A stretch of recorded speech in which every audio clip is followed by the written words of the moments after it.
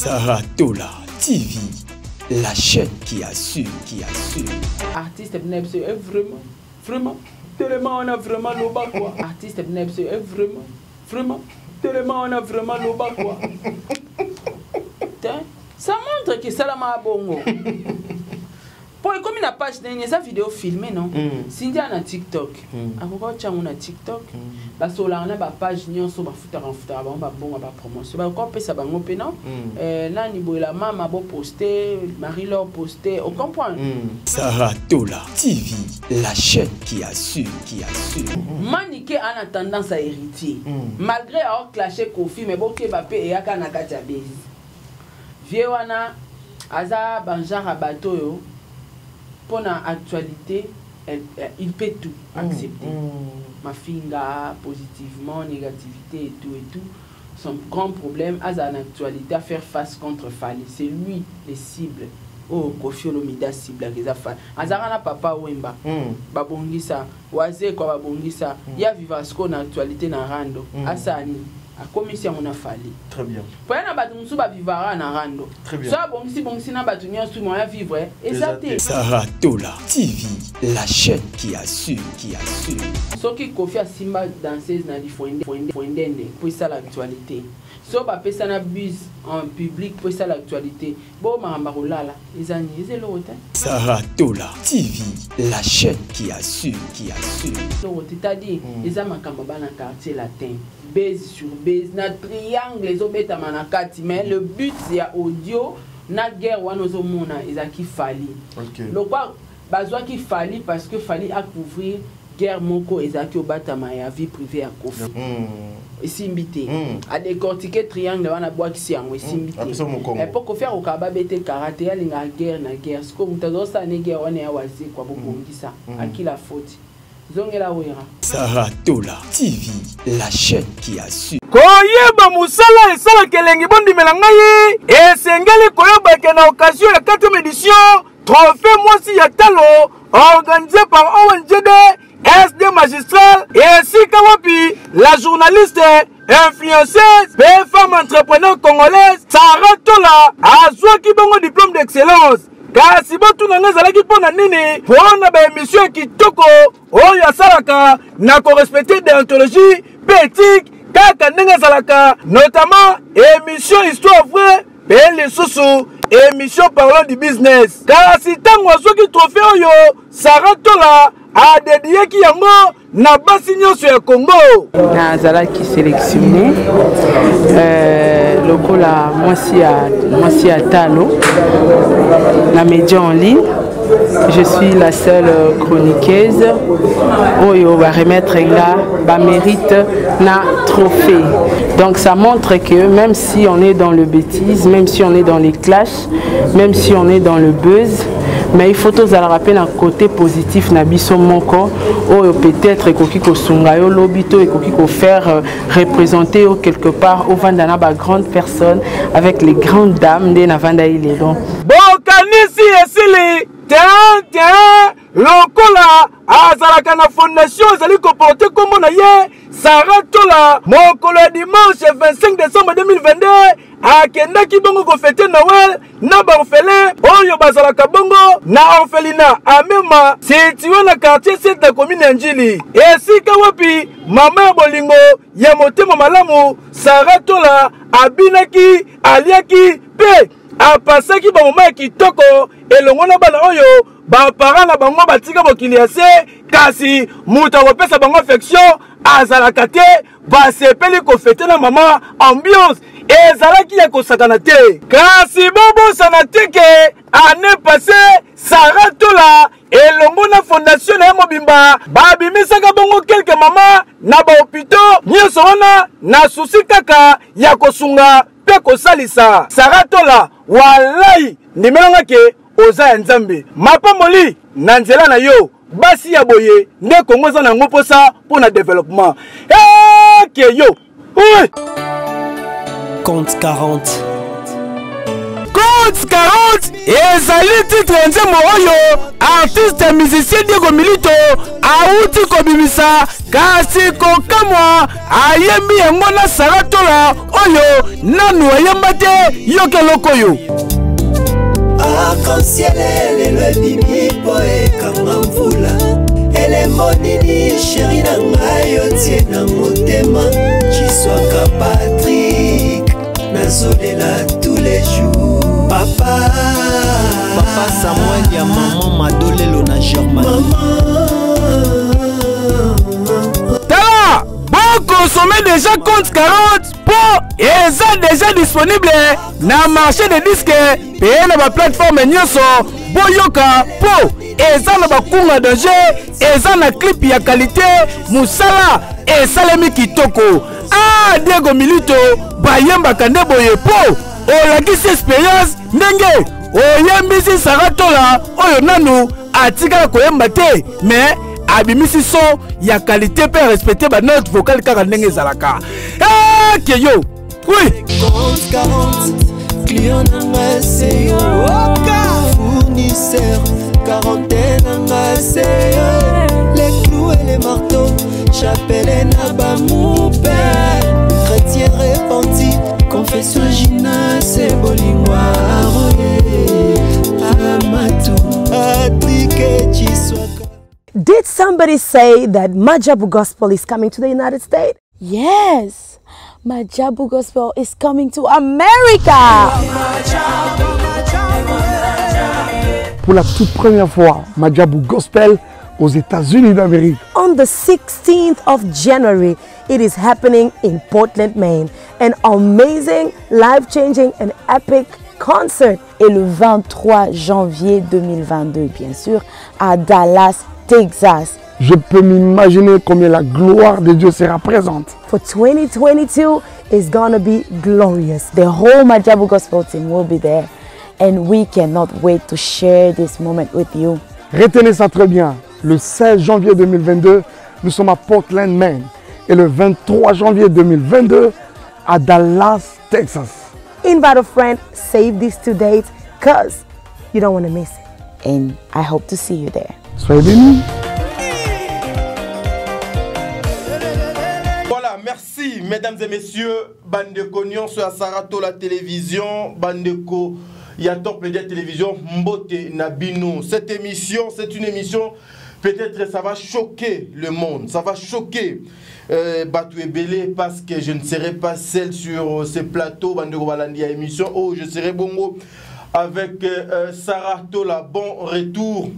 Mboa asui mboa te kasilelo na moni meme azoko lembola meme yango na sengi na mani kezwa na kiti fanda wana na sengi pe sindi le kezwa kiti fanda wana yango na zui kiti na pesi vienjora pe afanda wana na kozwa ebonga na cheli yango Prince Babia afanda wana parce que cette émission et kozala tout autour na bango bandeko balandi awa biso to sala ka ba analyse oyo mukili nyonso ezoko sala mais peut-être bokeseni entre biso moi tadingala pe puis madame Saratola eza sur le point que biso to kendaka pona ko fongola bino les horizons là où bozala kana moi ba inquiétude na moi ba ignorance biso to kenda pour toucher yango moni mama Sara senga kato sala ka ba analyse na niveau ya bato mayele nyonso bato mayele makasi to kei bazo ba pe tozonga tina niveau na bango. Voilà pourquoi nous voulons faire analyse oyo parce que moto ezoko pela bande ko na biso o nanu boyoka kitezali matière asika. Moi, c'est-à-dire que l'émission, c'est le cours de bonne conduite. De l'autre côté, il y a Maman Sarah et Zalaka Zip Zap, c'est-à-dire Bisika Boni, Bozoaka Biloko Yakolia. Le maire fan, Bolela Kimingi, Maman Sarah Zo manqué Bisso. Je vous assure qu'elle est là donc avec moi. On a quand même attaque déjà. Bon, Monique Aza Awanangaï, une façon de Rosala Moussala au président bébé. Maman Nana, Nathalie Nana Moussibou, Angelos Karouan, Fatou Dokonti, Makiala Kumba, Celia Kinkela. Jenny Beta Industriel, Tata Poefa Pekato, Sol Mbemba, Adeline Aketa, Madeline Aketa, et puis Maman Bijoun Ketani, Maman 90%. Je vous dis un grand merci, Maman Obongana, Papa Jean-Pascal Leka, un grand merci à vous, Papa Jean-Pascal Leka, Maman Zozo, la femme de Papa Noé Mavaka Lanzinga, mis le respect, Ibabenga Ekour Suprême, Maman Deborah Lubanda. Hein, qui leur mère à Calgary. Merci beaucoup maman pour le passage conseil. Bon des livres Azo Fongola déjà plateau Oyo. Tout le comme to pesa Sarato la Maloba Yvette Mbangu maman Yvette na pesio Mbote bisika de Zoami yo. Saratola Mbote. Bonjour Talinga Lapa. Bonne santé. Oui, ça va très bien par la grâce de Dieu. Bambote na batunios tout. Baolanda biso, on dirait qu'il y a Top Média Télévision. Très bien. Et puis Bambote na batunios Baolanda biso, on dirait qu'il y a Sarato la télévision. Très bien. Voilà. Non, le micro, le son, na tcheka qui pour na bi que. Était qui par rapport il y a téléphone, disposition il y a téléphone na zalaki. Mais au moins on a checké les sons pour yo, ça trop sensiblement moisson. Dis-nous un peu le voyage, ça s'est passé comment Sarato là déjà? Très bien, mais nous ne sommes pas là pour parler pour le voyage parce qu'il doit du temps. On va parler sur l'essentiel, sur les sujets, sur annonce au salle de l'émission. Sinon, voyage dans l'équipe. Oui, mais tu sais qu'on ne pouvait jamais commencer la toute première émission. Là, il y a un plateau sans pour autant glisser un mot par rapport il y a voyage non parce que donc on a quitté. Voilà. Aujourd'hui, Sarato là d'abord, lorsque tu regardes Maniké et Tata Mwasi ya bananae o ezalaka vienjora. Tu te dis quoi dans nous par rapport à ba idée, ba mésentente, ba clash, ba guerre o yo ba ngomi balé bazalaka nango. Analyse ni yoko kiko sala sur ngomi balé. Bon, comment on a relation à Maniké na vienjora? Eza relation moko ya kosaleka. C'est-à-dire ce sont des personnes qui ne s'aiment pas. Ok. Mais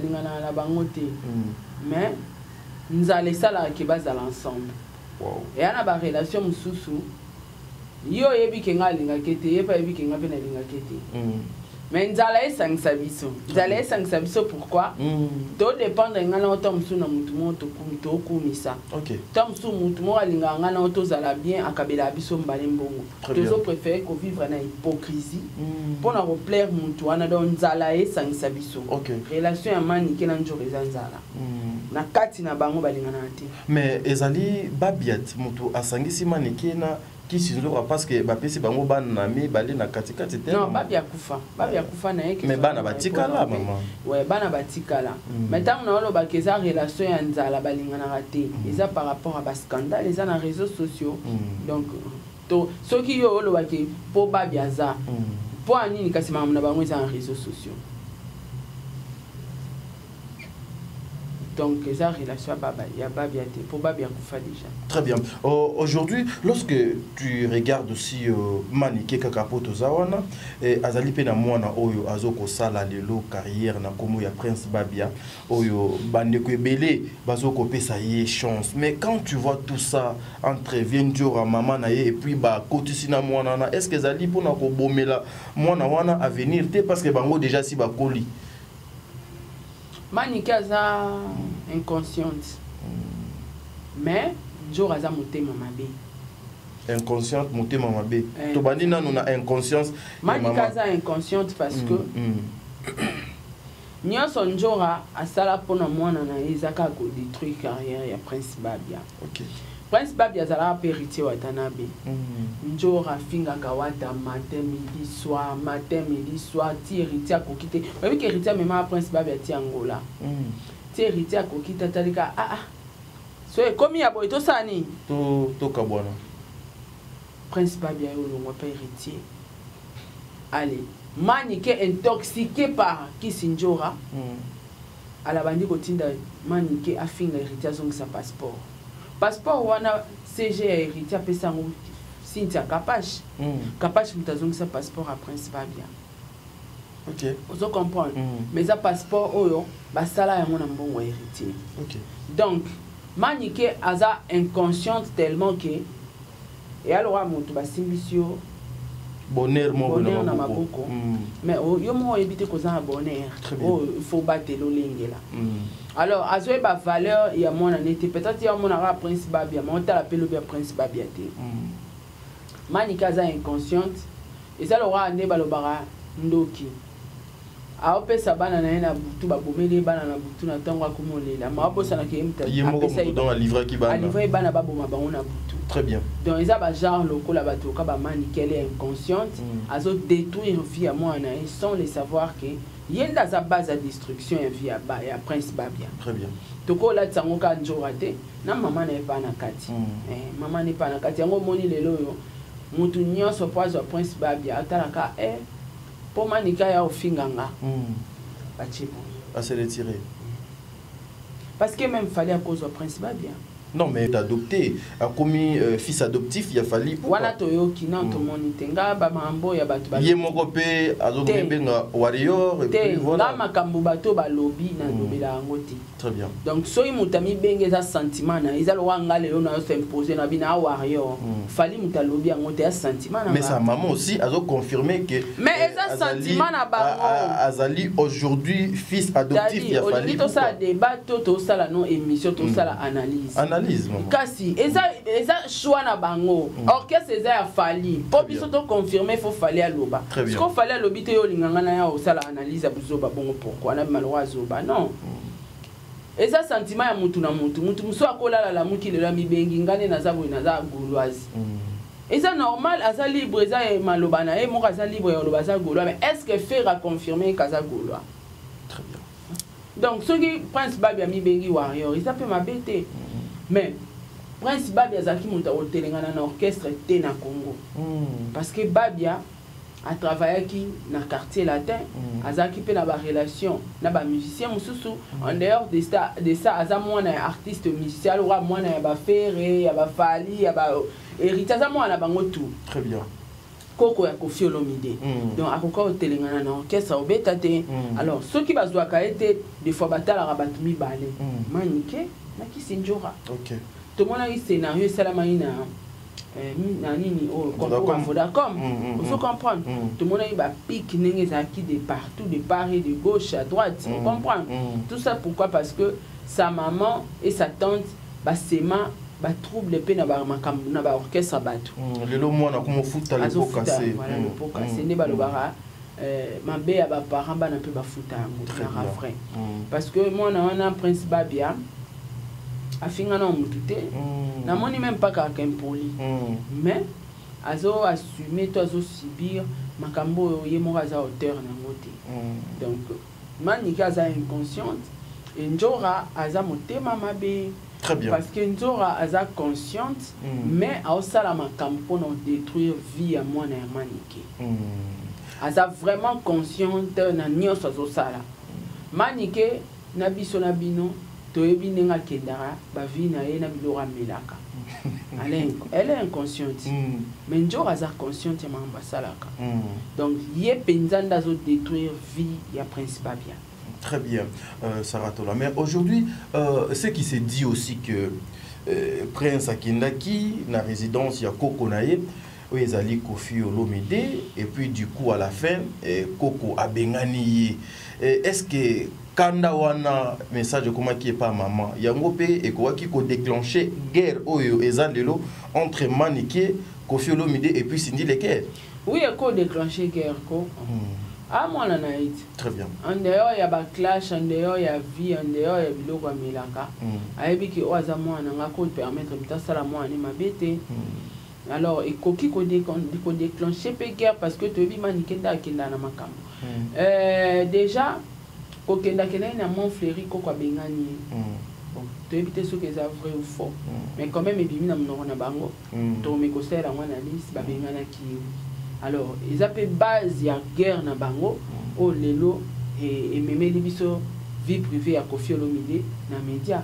Donc peut-être ils aiment Kambouana nde yango et où tu créé c'est créé tu même sur place tout ça lelo. Moi aussi je me demande à quel qui kuna pas que no lukanini à que no senga nini. Aza kokoti. Na objectif nini c'est non, ça aussi. Non, akoka okende pe ko senga. Ko lukambongo. Ko senga projet, ko senga aide. Eza ndako na bango eza quartier latin. Donc azaki na plein droit ya okende. So il peut ba bengana ki ye Koffi Olomide et pourquoi pas bengana ki. Donc moi peut te condamner Koffi. Eza makamba bana ya quartier latin. Très bien. Voilà, merci beaucoup mesdames et messieurs de continuer la émission. Nous sommes justement Kaka Awa, une façon de bien vous faire cette émission, Sarah Tola. Mais aujourd'hui, bien que ça, est-ce que ça donne l'autonomie ou bien le courage, le pouvoir, et pas il y a Prince Babia de faire des messages à sa tante qui est Vienjora pour c'est que non, dorénavant, je ne suis plus votre fils, ne me comptez pas parmi bana nabino, dans l'ongwe na famille nabino, parce que bozo luka ko détruire vinanga. Au lieu que Prince essaye quand même de parler avec sa maman qui est tout le temps face à la caméra, face aux journalistes et Yakobim Sapé, biloko des fois ils ont ça la batimisu sous bien te saratola. T'es na tata moi si, maman n'est qu'à na tata moi si. Peut-être ya maman na ya saluba qui na ye. Ya tata moi si n'est pas le bas qui na ye na privé ni ngaloba na maman na ye, mais tata moi si a dans la mauvaise foi a même on a média. Voilà. Yo ancha lo ba na maman na ye, ta lobi pe na maman na ye. Ya maman na ye ndesko eleki na privé parce que maman na ya protéger moi na ye. OK. Tata moi si tellement alingara bonheur ya moi na on a été à exposer on a média. Je me demande ceux qui bon, na habité. Ceux qui vit à bateau. Tout comment on dépend de la buse. C'est ça. Au ceux qui montent vie privée et comme ils ont été suscités et comme ils ont son internet, alors tout comme ils batoké. Tout ça sous normalité. Vraiment. Parce que moi nana yo atolinga kita comme le message na privé. Peut-être que ça kanda émotion à comme est-ce que au qui ko publier yango quand nga sali manike nga sali Prince Babia. Donc yango là on a habitué ça OK na début Njora za motema mabe elle est consciente de tout ce qu'elle fait. A publier Prince Babia pour inciter la haine dans la communauté que Prince Babia Azamona impoli, t'as la message à quoi. Et pourtant, comme elle est bien tantine. C'est-à-dire, à Bossani qui de côté. Oui. Azaka n'a c'est à choc. Donc, Djorazamote Amabe. Djorazamote Amabe. Voilà. Mesdames et messieurs, c'est ici que Ebele Bakozwa nan moi coca, bomeka komela moi coca parce que tous autres côtés na virage oyo makambo ezali tellement minene et puis eza grave bandeko balandi ya Saratola télévision bandeko balandi ya Top Indé télévision bomeka kosunga biso parce que awande vous allez vous retrouver Saratola aujourd'hui ba flèche oyo et Talemi nangambu ya Kinchinzora mususu ya nangambu ya Manike mususu ezongi na ngambu ya Cindy Leker nanu na Manike bazalaka na relation nini pe eloko nini ekoki kokomisa bango ba rival pour lelo bakoma na niveau o bakomi oyo yebi non na niveau o bakomi oyo yebi par rapport à tout ce que nous voyons à la télé c'était ça en tout cas elo ba weli na ebité na relation na bango oui yebi pe de relation na bango voilà analyse nini yokoki ko sala maintenant par rapport ya Manike na Cindy Leker oyo lelo Cindy ça fait pas mal de années oyo azala na quartier latin plus de 15 ans azala na quartier latin atikala kolobate mais elle vient pour répondre à Manike analyse nini okoki ko sala par rapport ayo répondre parce que bana katia poto na banga beza bana quartier latin. C'est tout à fait normal. Qu'est-ce que vous appelez le baiser, Sarah? Mouta comité na niveau ya koloba l'intimité na yé na etando eke. Non. En fait audio wana topé voice wana. Et ça a des avantages. Il y a réputation à Cindy. Mais autorisé par Kofi quand même. Il faut qu'on se le dise parce que Soki Njora alinga bimisa audio moko ya Jean Wana. Il faut tout n'a permission pas Kofi Olomide. Parce que c'est lui son patron. Pour ayebi mon coquet, quand tu touches à Cindy, tu touches automatiquement à Kofi Olomide et puis au long orchestre. Donc à Koki ko sale lo mo té sans consentement ya patron na ye. C'est que audio wane le ka ki pa Kofi. Kofi ayo kiango a accordé et à la médiatiser. Alors, pourquoi il a accordé qu'ils à la médiatiser? Ils à la médiatiser parce qu'il y a eu les noms de Fally Ipupa à l'intérieur et inciter Sous-Soubatou à la haine, va s'attaquer automatiquement à Fally. Le problème était les noms de Fally à l'intérieur. Moi, je suis Fingaga, Cindy Gaga, et Ngeleka. Très bien. Loka Bachai comme moi Fally na kati wabi bon, Loka to Lukakae, Top Diembela Awa, na audio oyo. Diembelika na kumbo, Izaki wana Izaki kumbo Fally. Parce que Cindy so ba finga keka ya pamba nanga na otobi ba finga Cindy abimante we ba bimi po ani komba Fally na kati loka ba bi Fally alala e mobile na bi c'est vraiment sauf mais ça là ote quoi vraiment ça là vraiment mission quoi biso mona pe vidéo na ba filma qui est pas Kofi. Yo place donc aux UV et viens bien allo vanine. Donc vraiment yo na balala ou quoi. Yango petit on a vraiment donc mon lobananga vraiment trop d'avance. On a trop d'avance, trop d'avance. Ya lala yo quoi, vraiment lala yo vraiment. Donc yo na balala yo vraiment pas fali.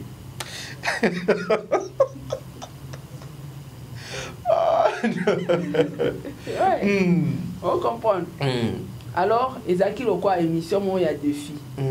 Sala soki eza bongote. Yango moni na maloba sindi azoloba. Fallait la langue pour ton information. On dit qu'elle a pu la langue. Et tu as pu le maté. Yo zanzambete. Yo anzambete. Webi. Toke musika te tozo nga pas clochard. Webi clochard na finga e vida piodi. Makasi. Léo Touzab. Une femme dotée. Par qui? Une femme dotée par papa et vie. Mais et non une femme légitime. Voilà.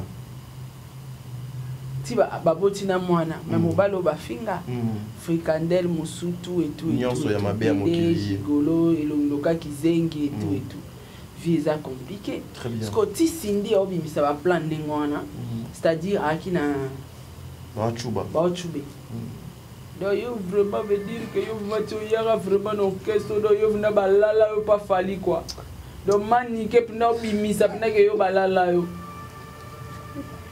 La Cindy bien. Non, non, elle était vraiment fâchée, hein. Elle était en colère, oui. Nase Akanda, ayo lo bana makamo reporter préjudice plus tard dans la vie. Kola kamuntu liwa. Tambola batala osoza moi. Si vous sommes maniké ko kufa na ndenge na ye. Obimi ngambuti. Te alobaki abima ndeti ko tambola po azobata mo.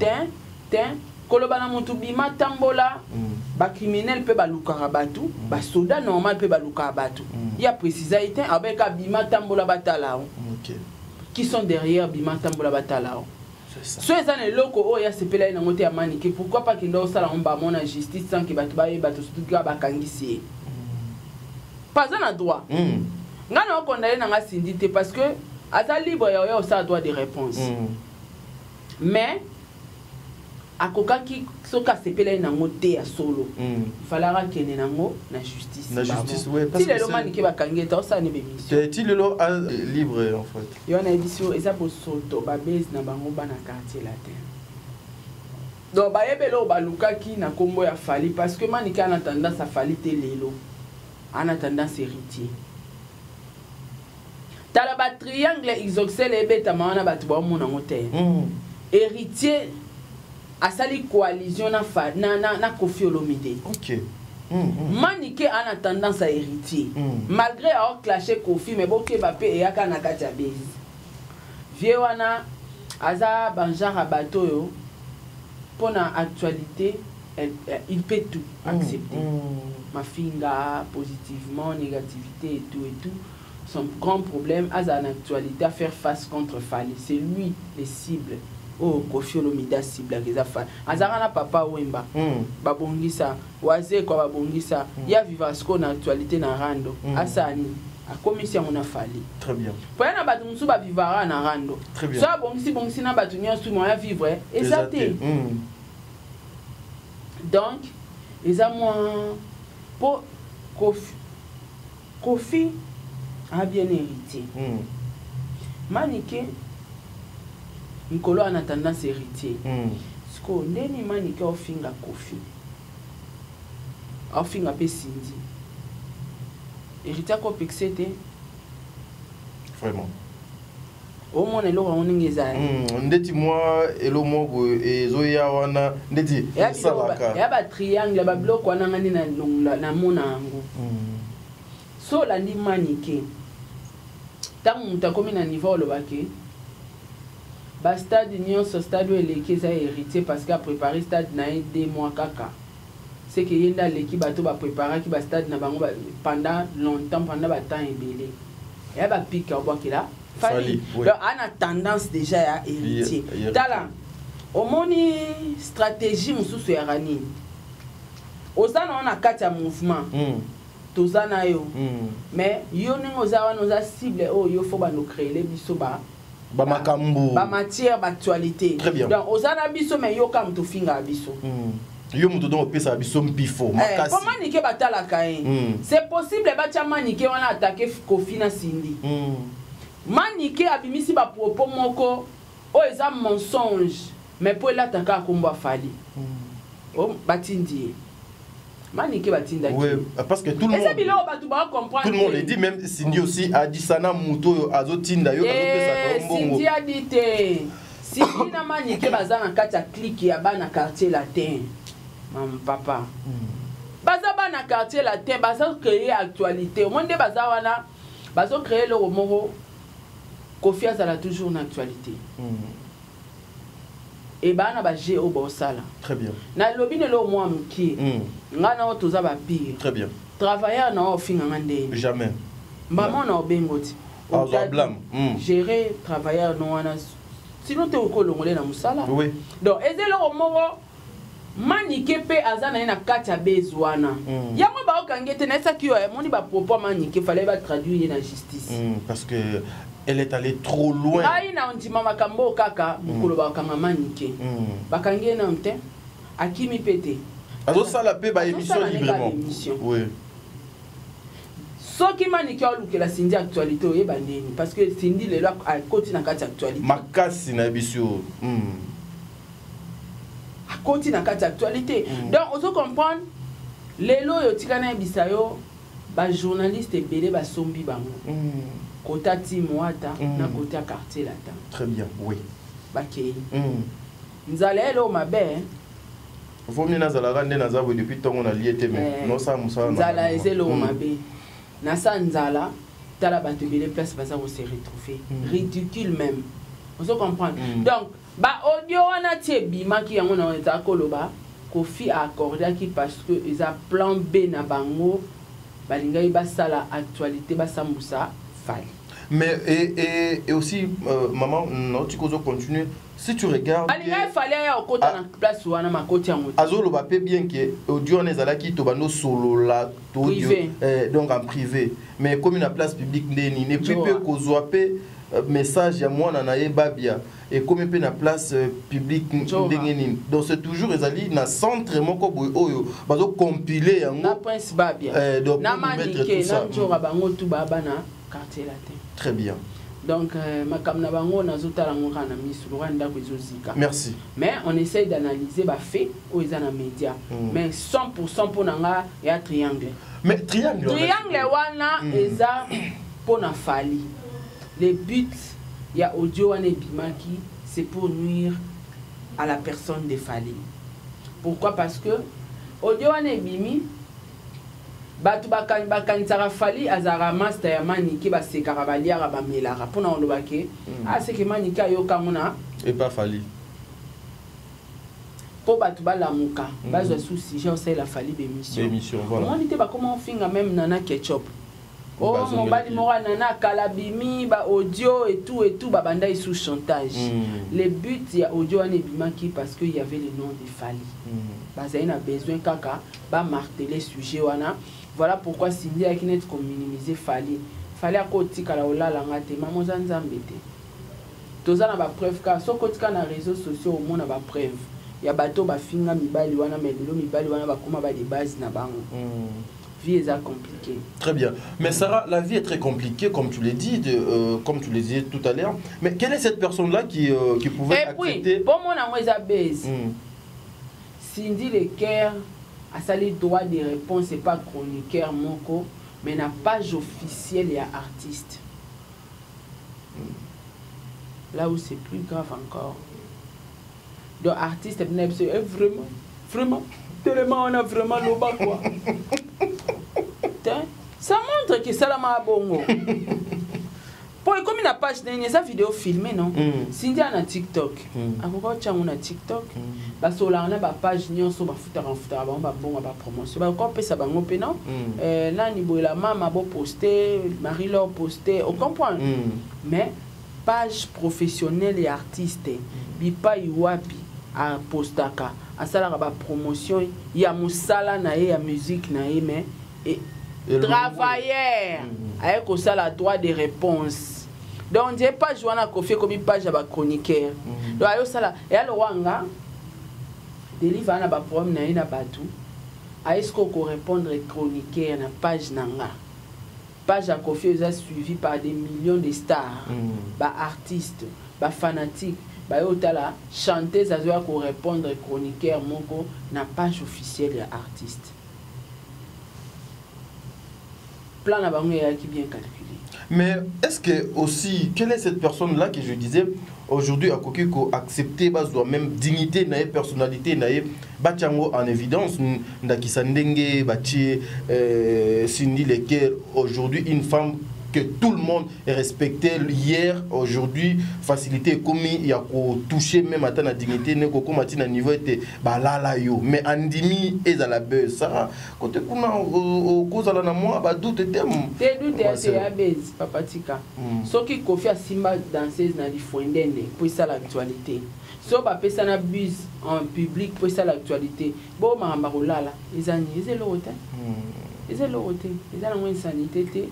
Ba phrase en ezara moins charme ils est l'autre c'est-à-dire ils a makamba na quartier latin base sur base na triangle les obeta manakati mais le but c'est audio na guerre wana ozomona ezaki fali le quoi bazwa ki fali parce que fali à couvrir guerre moko ezaki obatama ya vie privée à Kofi Olomide tobo sanango tokota na sujet ya fali mais le sujet ngo fali betango kaki paka alobi ke aboyi polémique na kombo na Cindy za ser na e simbi de ati e simbi te a décortiquer triangle wana boaki yango e simbi te et pour faire au kaba bete karaté ya linga guerre na guerre ce comme tazo sa ne guerre wana ya wazi kwa bokongisa aki la faute zongela wera très bien mais aujourd'hui comment on a Cindy Leker bon excusez, biso to mo lobaka o to mo na ka obino bozo tchela biso parce que naebi que pour aller en banque ou à la banque verser ou retirer c'est une chose secrète, c'est un moment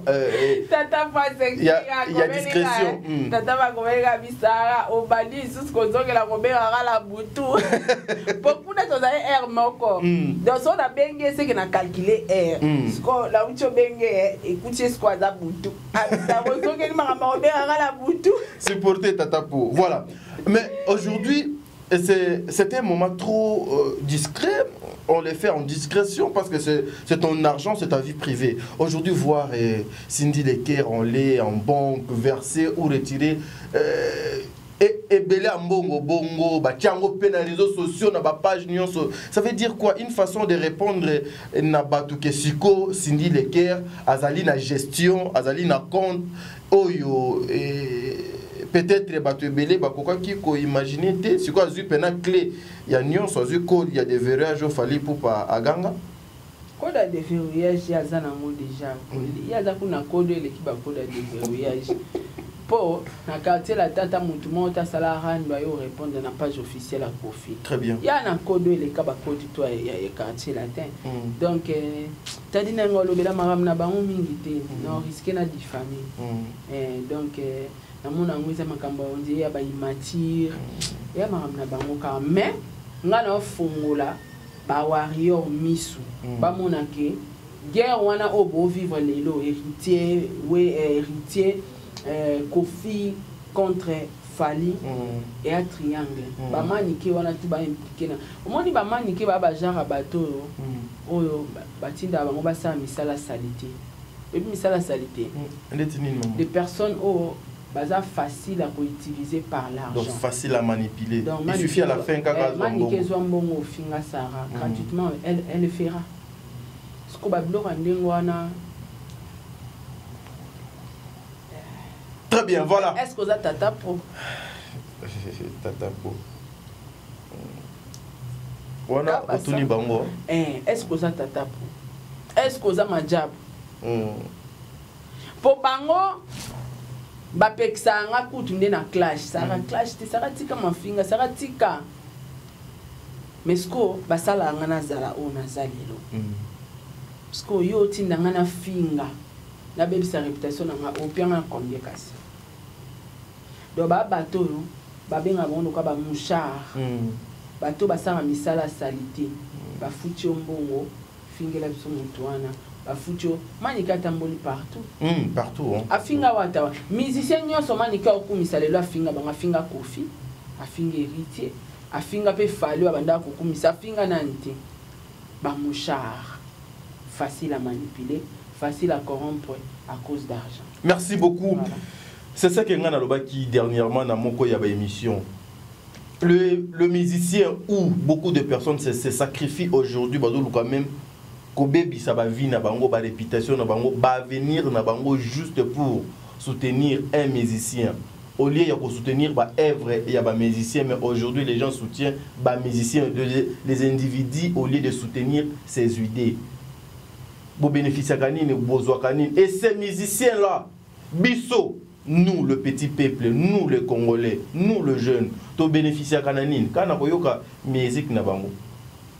Quel est ces musiciens là oyo azali na hôpital lelo oyo jeune Congolais akoki koki no kozwa soin. Quel est ces musiciens là au lelo azali na banque mo 2 ans en place awa oh jeune Congolais akoki koki ne travailler. Quel est ces musiciens wana oyo azana Congo na biso awa azali na école place boni bana bakoki kotanga ou bien centre de formation au boni biso to koki kozala fier na bango. En tout cas je dis mes frères et sœurs soyons conscients. Soyons conscients. Ces musiciens ils vont cesser de nous traiter batumoko boué inutile les jours où bino bokozwa conscience au bakokasu ko somba binoté parce que aujourd'hui il y a ceux là qui sont trop faciles il y a ko somba bango na etali mbongo voilà et ça rate là un dernier mot pour toi kabona rien à dire sauf que toza bazo bati très bien tant voyez là biso ba makam na bino biso za ba moucharte toza bato ba bafuta bango bambongo te pour basa misala salité. Mais on est au milieu du village, on fait notre travail, on reste dans la déontologie journalistique. Merci. Très bien, voilà, ça n'est fini pour aujourd'hui. Lobby école le bon des livres, ce que Jésus-Christ a été, tous les gars papa, mon ce qui a été, n'a pas été ce qui a même la vie. Nous avons merci.